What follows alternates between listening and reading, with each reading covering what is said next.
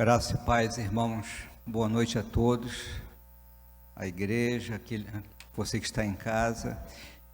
Queria convidar a igreja a abrir a palavra do Senhor no livro de Romanos, capítulo 7, lá no finalzinho, versículo 24.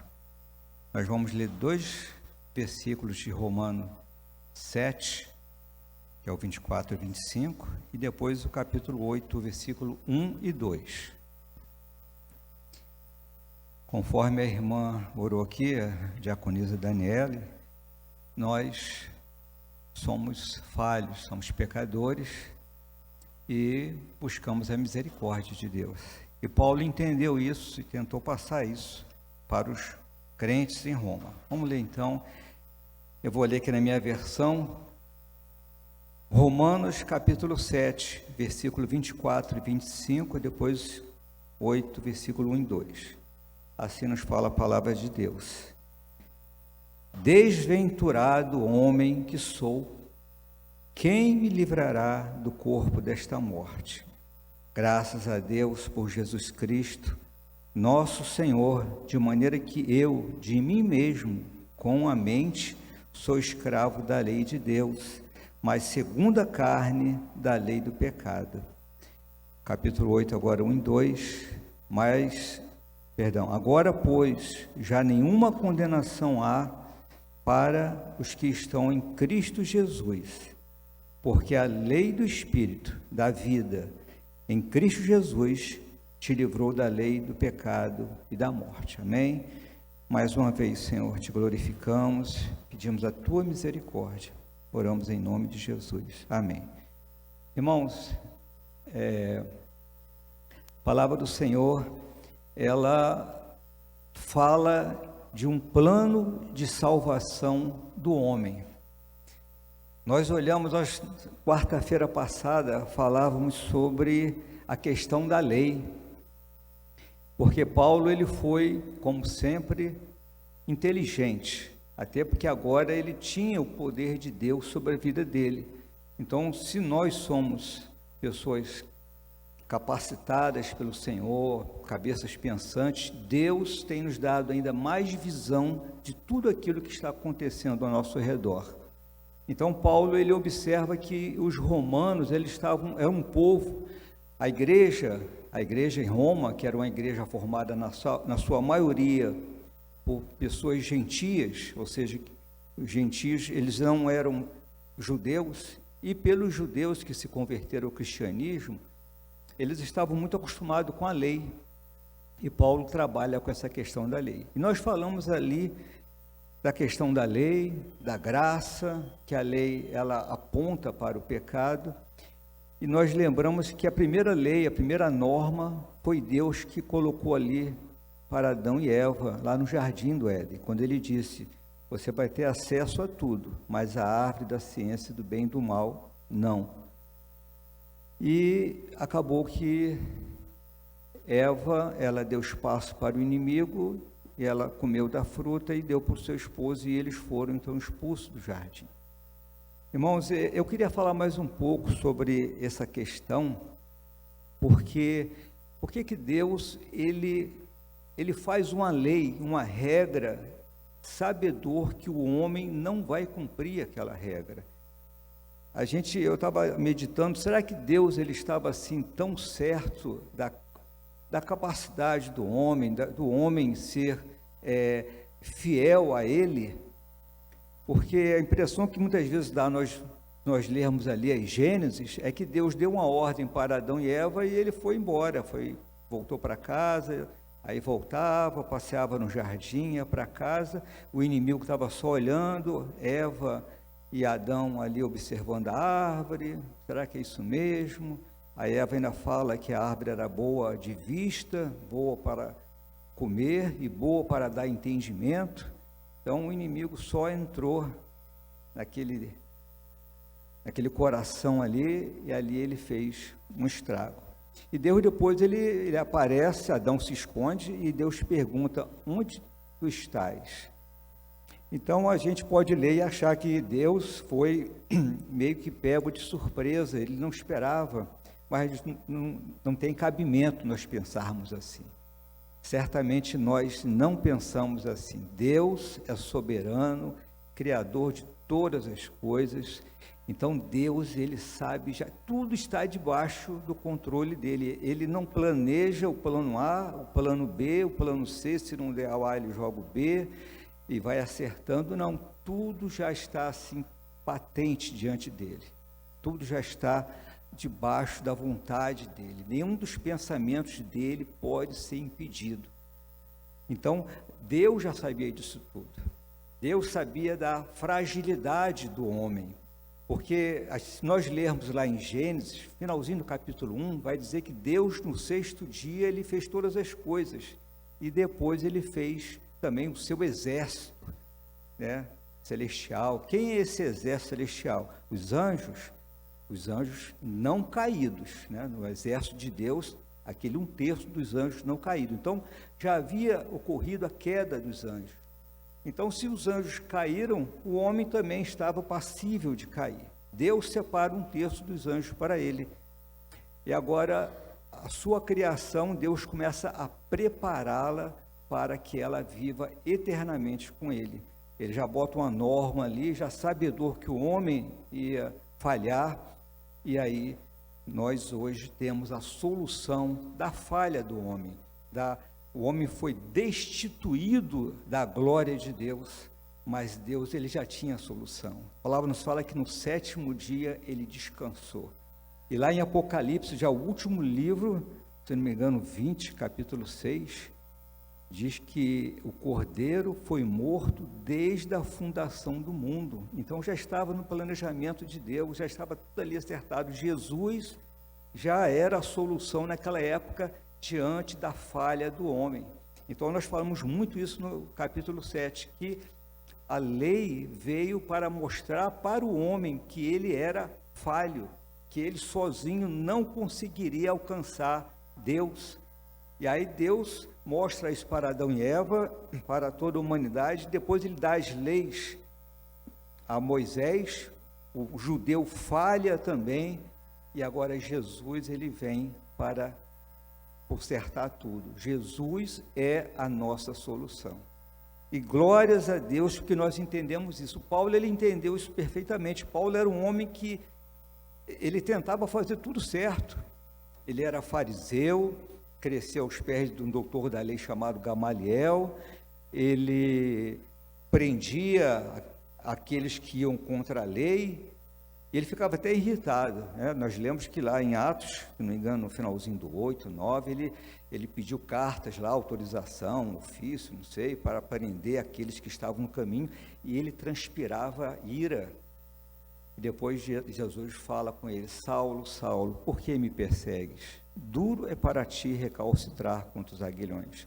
Então Jesus se revela, porque Deus tem se revelado através de Jesus. Filipe pergunta para Jesus: Senhor, mostra-nos o Pai. E Filipe fala assim, Jesus fala assim: Filipe, eu estou até agora contigo e tu me pedes para mostrar o Pai. Eu sou a verdade, o caminho e a vida. Ninguém vem ao Pai. Ele não fala vai ao Pai, não vem ao Pai, porque Jesus faz a parte da Trindade, senão por mim.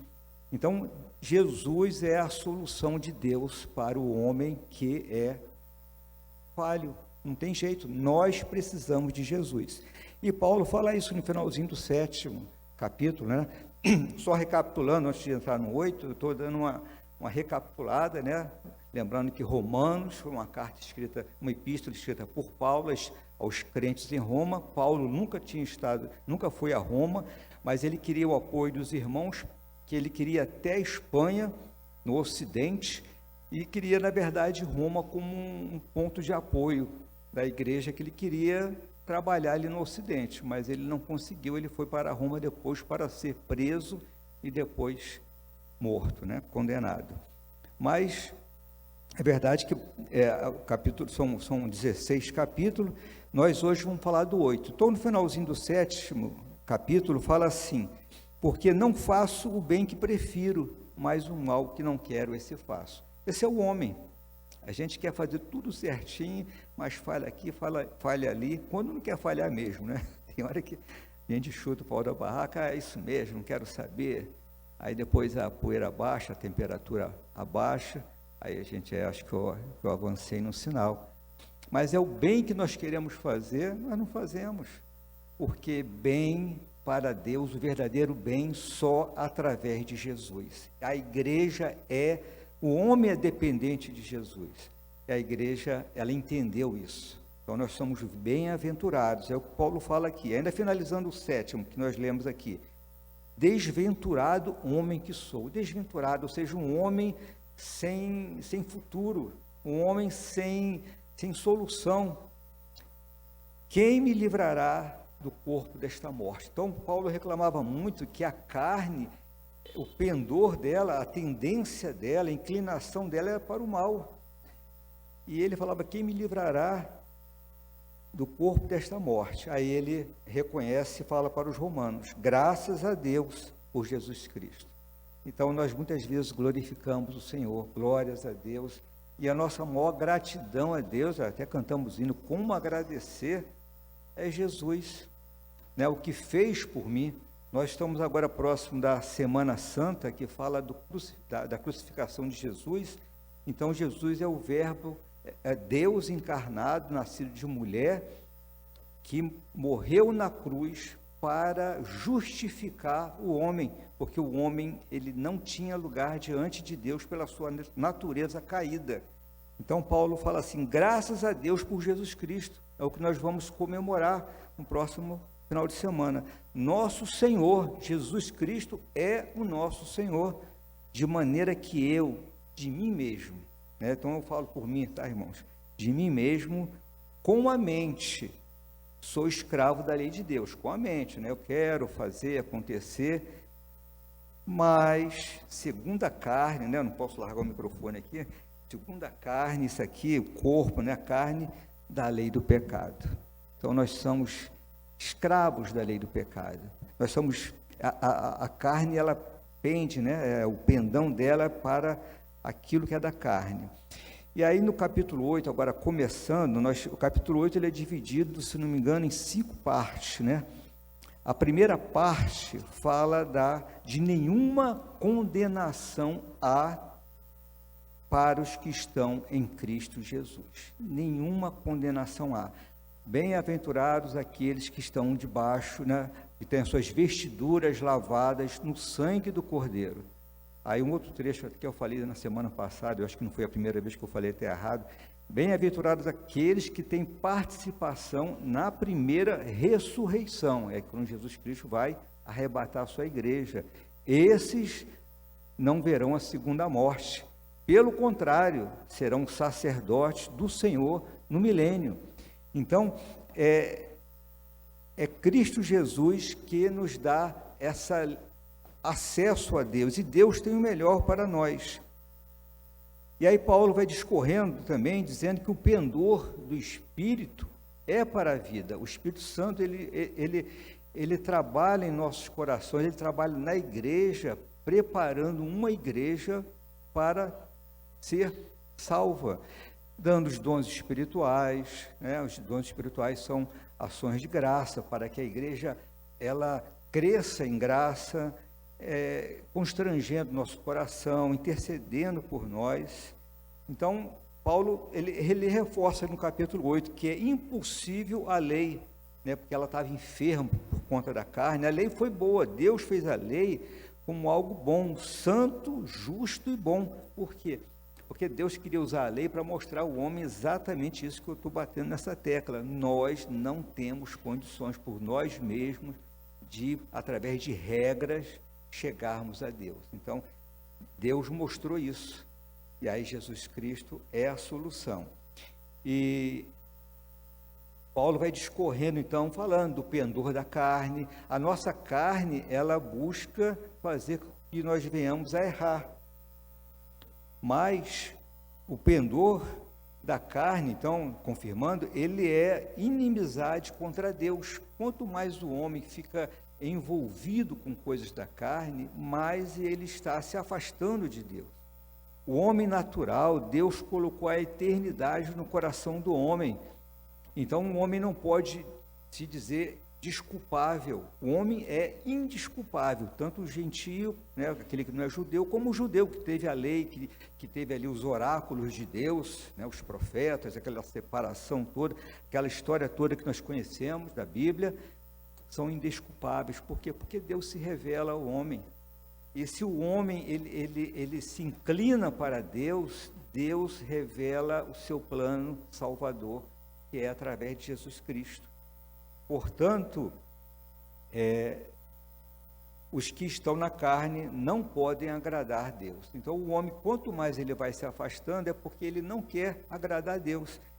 E fala então que se alguém não tem o Espírito de Cristo, esse tal não é de Deus. Então, nós precisamos ter aqui o Espírito de Deus. Eu lembro quando Paulo, ele foi lá em Efésios, e ele perguntou, vocês são batizados com o Espírito Santo? Aí eles falaram assim, olha, nós nem sabemos que tem Espírito Santo. Aí Paulo orou por eles, eles foram batizados com o Espírito Santo. Porque conhecer a palavra de Deus, conhecer a Jesus, o mundo inteiro está conhecendo quem é Jesus. Hoje a igreja, ela é todo dia massacrada na mídia. Pouco tempo atrás, um determinado país, o ministro do ministério lá, acho que é Educação, parece que ele era pastor, ele foi atacado, aí teve que sair e tal. Então, os pastores falavam com os prefeitos, né, um determinado país aí. Então, a igreja é atacada, mas no que estão atacando, estão falando de Jesus. Então, Jesus está sendo conhecido, mas ninguém pode falar Senhor, Senhor, se não for pelo Espírito. E é o Espírito Santo que trabalha falando que Jesus é o Senhor dos senhores, porque por nós mesmos, nós também não falaríamos isso do fundo do nosso coração, nós falaríamos porque a gente está vendo, a gente tem uma inteligência, fala, mas aquele Senhor, Senhor que agrada a Deus, esse só pelo Espírito. E aí no segunda parte aqui do capítulo 8, fala dos filhos e herdeiros. Nós sabemos que herdeiro é o filho, mesmo que ele seja adotado. Então, nós temos o nosso filho, nós temos a nossa preocupação com ele. O filho erra, filho dá problema, dá dor de cabeça, filho às vezes tira a gente do sério, mas é nosso filho. Então, nós temos uma preocupação, educar, muitas vezes corrigir. Corrigir, às vezes, é difícil, mas Deus, ele tem, então, nos tratado como filho.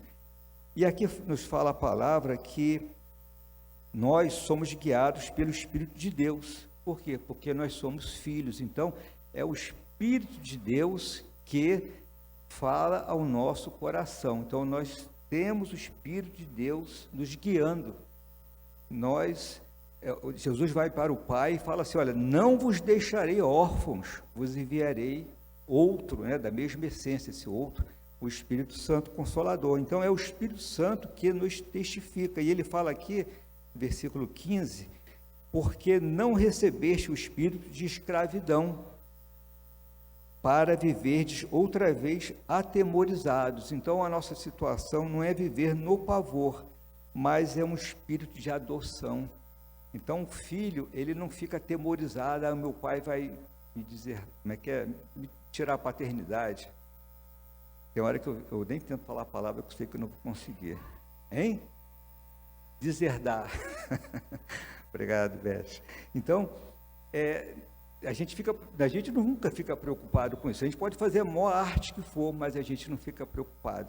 Até o filho pródigo, ele pediu toda a herança dele, então para ele, o pai dele morreu, depois ele lembra, olha, eu tenho um pai que os empregados têm boa vida lá com ele, e eu estou aqui padecendo, vou lá falar com ele.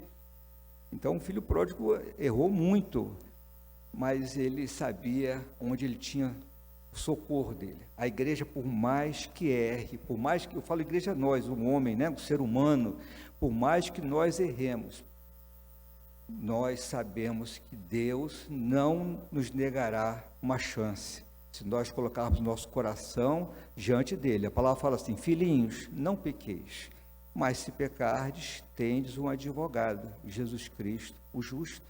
Então, nós temos também um advogado. Então, Jesus é o nosso advogado, o advogado perfeito, não tem causa que ele perca. Ah, mas se pecar contra o Espírito, irmãos, pecar contra o Espírito é você não aceitar aquilo que o Espírito está falando no seu coração. Se você não aceita, como é que você vai aceitar Jesus? Se o Espírito diz, Abba, Pai, né? Abba, Pai, ou seja, papai, Abba, Pai. Pai, Abba é pai em hebraico, né? Quem fez o seminário aí.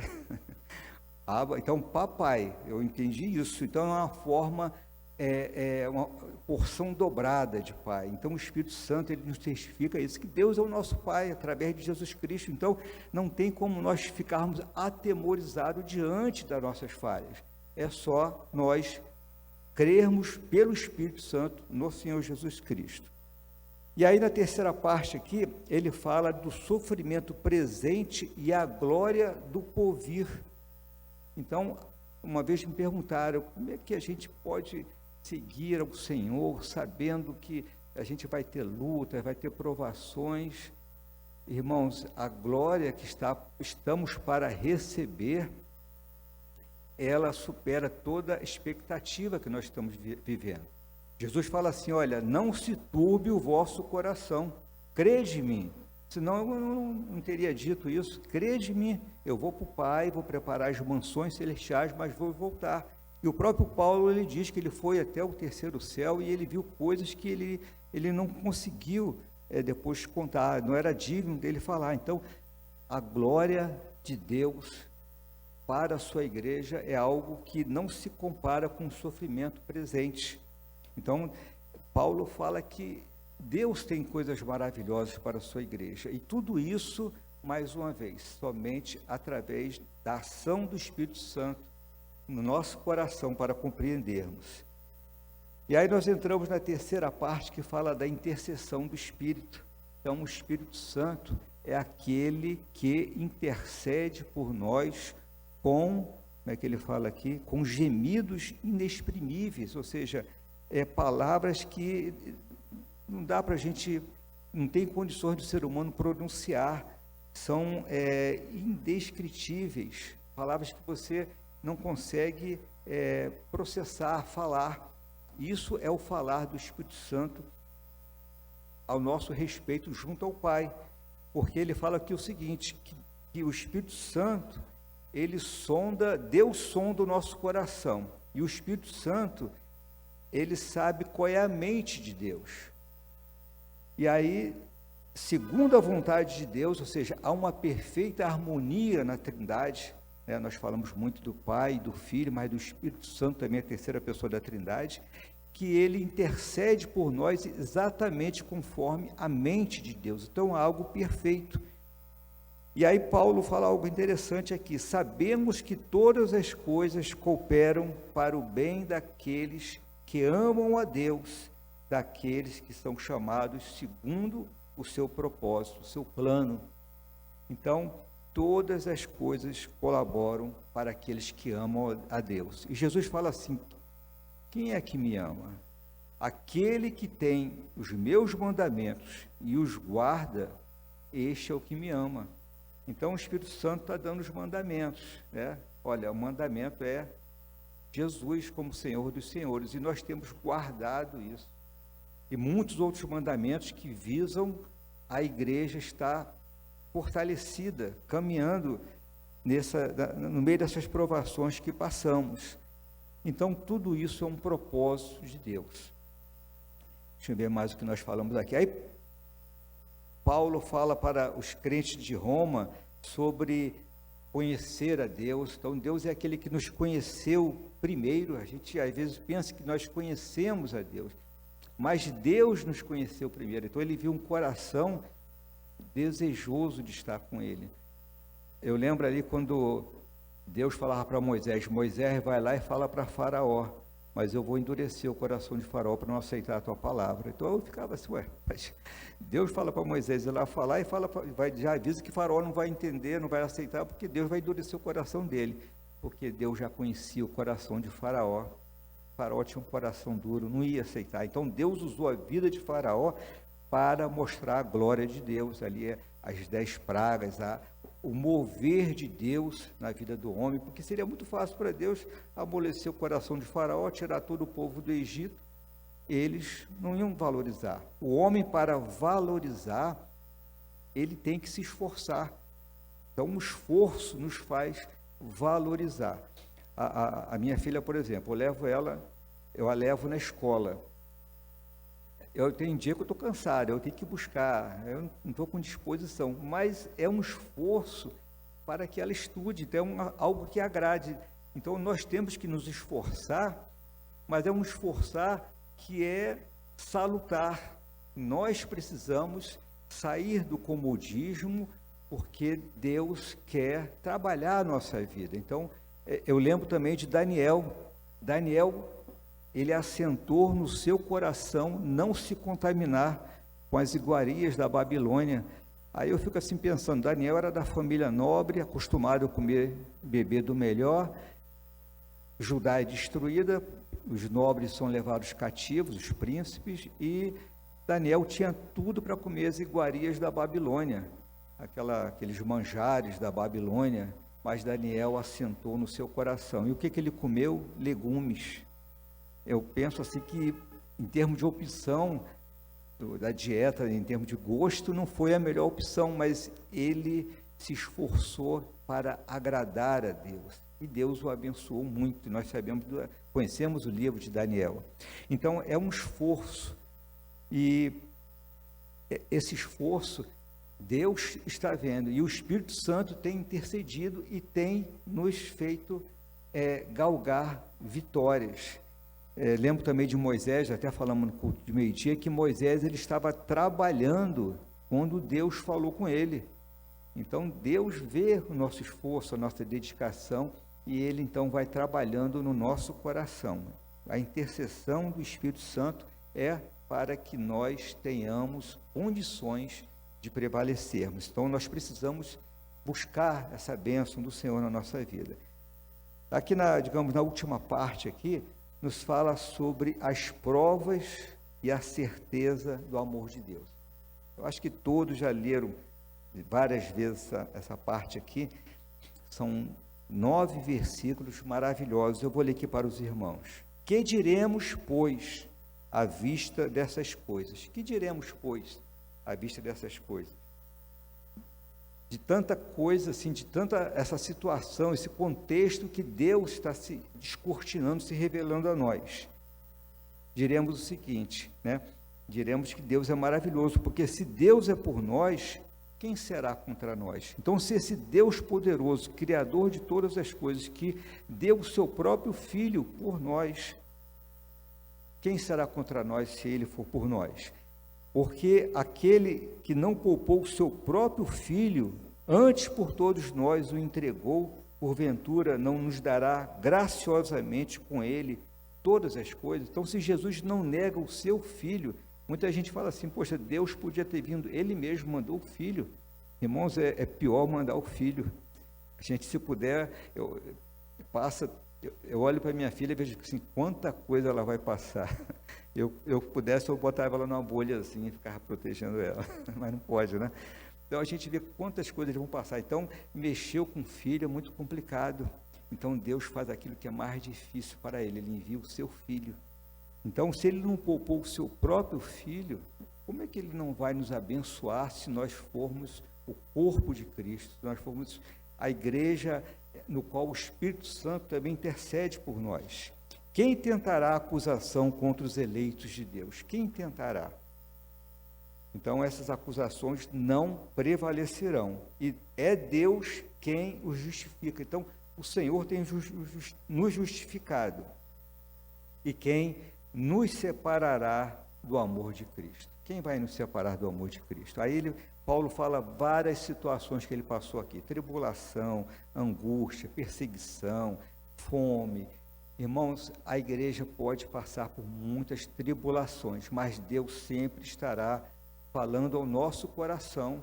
O Espírito Santo sempre estará nos provendo daquilo que precisamos para sermos mais do que vencedores.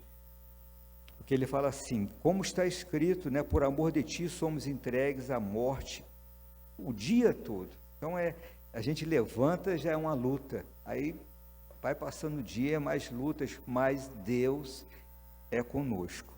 E já caminhando para o fim aqui, Em todas essas coisas, porém, somos mais que vencedores, por meio daquele que nos amou. Então, Deus nos amou de tal maneira que enviou o seu Filho unigênito para que todo aquele que nele crê não pereça, mas tenha vida eterna. Conhecemos bem isso aí, João 3,16. E aí, os dois últimos versículos, irmãos, vamos acabar aqui, porque eu estou bem certo de que nem a morte, nem a vida, nem os anjos, aí Paulo fala também outras circunstâncias, nada disso vai tirar foco dele. Irmãos, nós temos um foco, nós temos um objetivo, e o Espírito Santo vai nos ajudar a entendermos que temos que caminhar. E aí fica essa mensagem, então, para os romanos, né? O capítulo 8, ele fala, então, da ação do Espírito Santo, o pendor do Espírito Santo, a certeza do amor de Deus. E aí nós finalizamos, então, o capítulo 8. Semana que vem, se Deus quiser, estaremos dando prosseguimento. E assim nós finalizamos aqui, orando ao Senhor, para que Deus, Ele abençoe grandiosamente o nosso coração. A pastora Joyce vai assumir, eu vou fazer só mais uma oração, tá bom, pastora? Senhor nosso Deus, nós te bendizemos, Senhor, nós exaltamos o teu santo nome, Deus soberano, Deus poderoso, Senhor de toda a glória, tudo está diante de ti, Senhor. E nós te bendizemos, meu Deus, porque tu tens, Senhor, nos chamado, Senhor, para sermos a tua igreja, e tu tens capacitado a tua igreja, não porque mereçamos, mas porque tu és poderoso, Senhor, tu és misericordioso.